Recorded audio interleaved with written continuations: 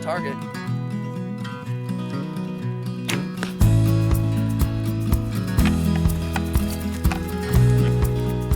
All right, so we've been out playing in the mountains today, shooting at stumps and shooting targets and stuff. Last year, I got this bow right here from Max, Climinti Max. He's a guy in Italy that makes these from scratch in a shop in the back of his house. And if you look really close, this is some of the most like precise workmanship I have ever seen in a bow. You've got all the different laminates. There's one there, two there, and then the center wood. He's got just all the attention to detail. To me is just so amazing with these bows. So I had him make me this one. And then this year, he's made me a takedown version of it. This way I can undo the bolts here and put all three pieces into a tube about that big. Like you can get some PVC pipe with a screwable cap and you have an entire archery system. You can just collapse it all down, wrap it with string, whatever it is you're gonna do. And it gives you a super lightweight, very powerful hunting device. With this one as well, you can tell just all the attention to detail that he's given in all of the different layers of laminate.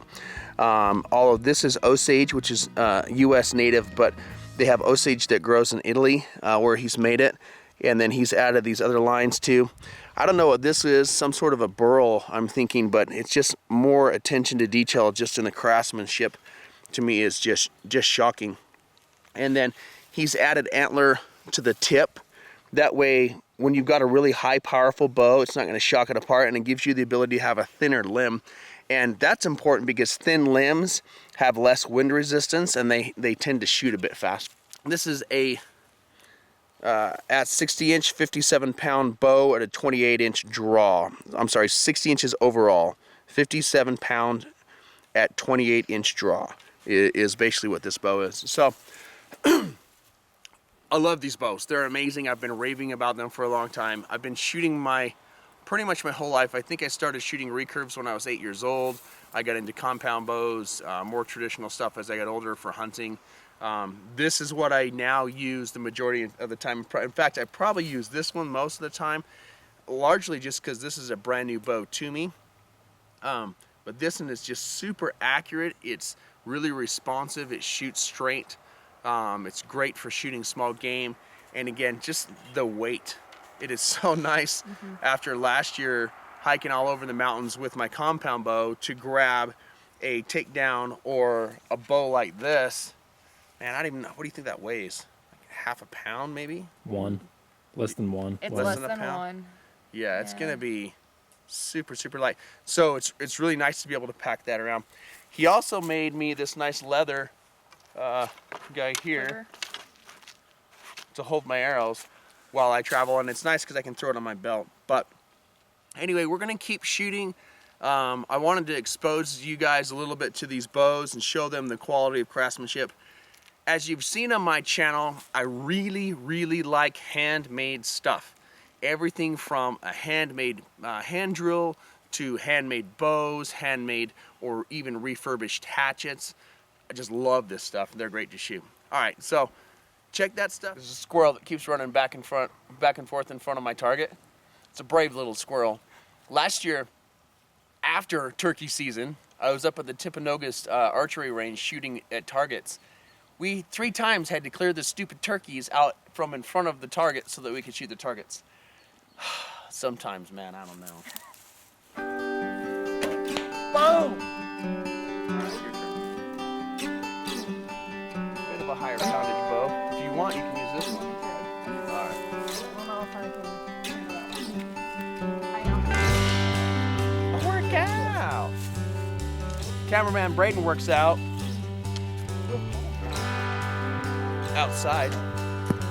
Boom, you hit it. Did you pull it all the way back? No.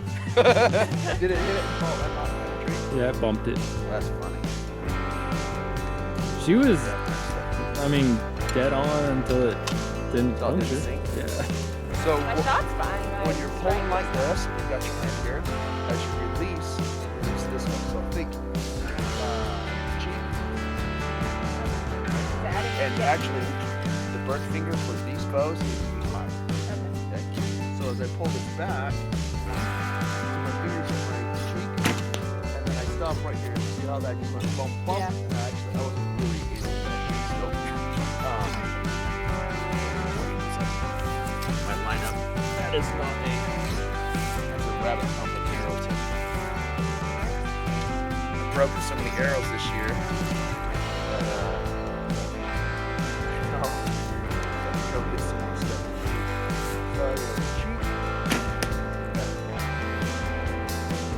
That may be the last arrow.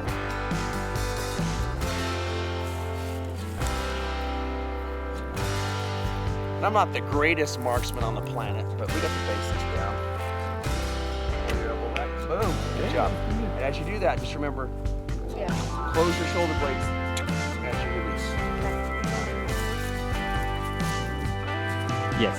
It's a little hokey, but I always like to practice the same situations that you run into when you're hunting stuff. So if you're stocking up on something at a low angle, you want to shoot around or just over a tree. Makes for really good practice. Shooting around it.